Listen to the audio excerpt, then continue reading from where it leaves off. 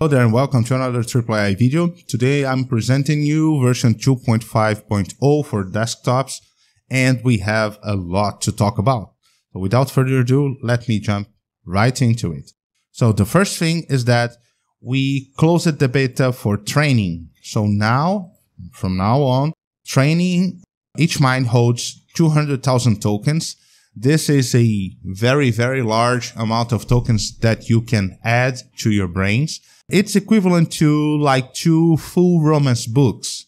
Just for a reference, if you get like 2 Harry Potter books, you'll be able to add to one particular mine. So let me build one here. First, I'm going to paste all of the content of Triplo AI page, and I'll call this mine Triplo AI. And then you see that it's consuming 2,000 tokens, about 2,000 tokens, and I'll save it.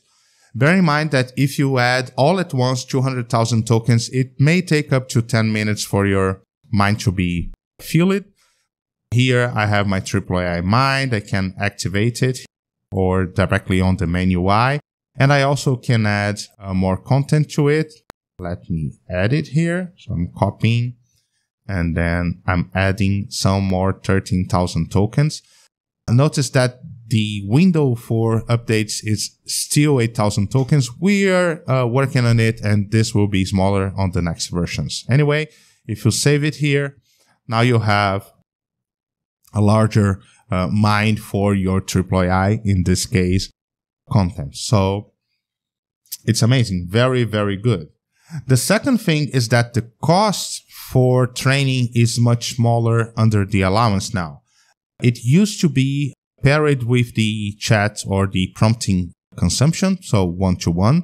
And now training tokens costs 1/5 of the regular prompting on the allowance. So what I'm telling you, feel free to add content to your mines and use them the best you want to. Another thing that changed is that we took automation out of beta also.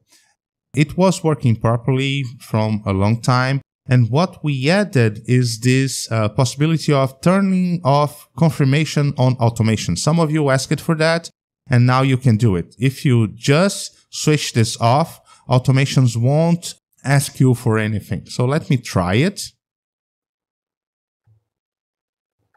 This is a very, very foolish example. I just want to be sure that this won't ask me for confirmation. So I just wanted to be sure it worked. So what it did, it called the deliver webhooks info.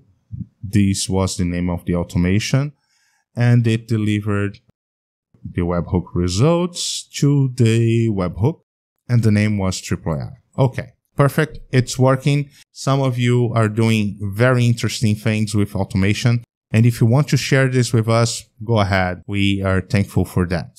Let me jump into another one. So automation left the beta stage. Now, oh, this is a nice, very nice one. If I say,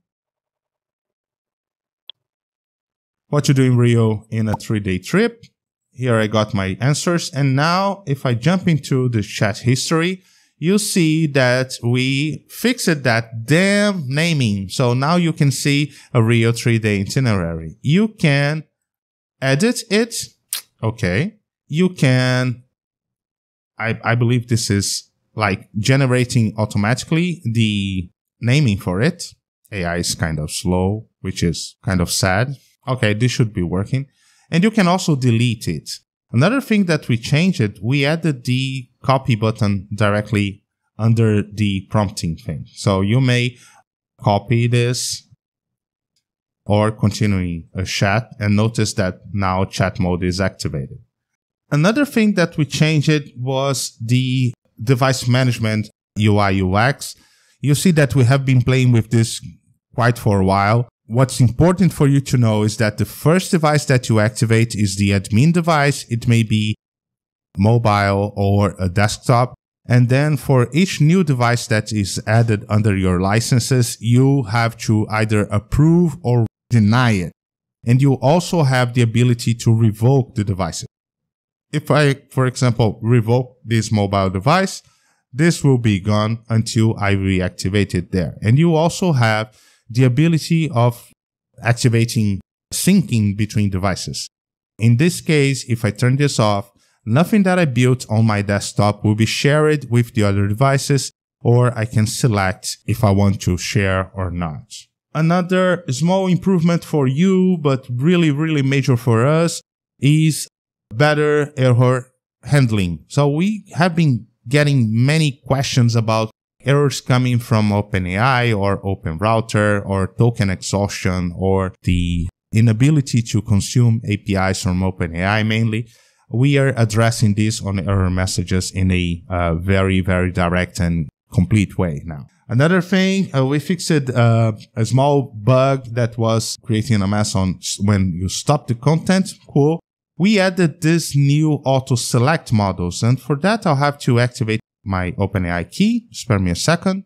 Now I have this new auto select model, and what it does, it considers mainly the number of tokens that you're using to either select GPT 3.516K or GPT-4 128K. This is like a minor thing on model selection, but if you're transiting between larger prompts and smaller prompts, this may be useful to you. We also added a new model on OpenRouter. So you can now use the Stoppy M7B32K. I didn't test it yet, but it, from what I read, feels very interesting. A large model, very cheap. I believe it's going for free now. We also improved the validation of the keys, either from OpenAI and OpenRouter, and we improved the security of keys, mainly the allowance keys. I hope you enjoyed. Take care. Bye-bye.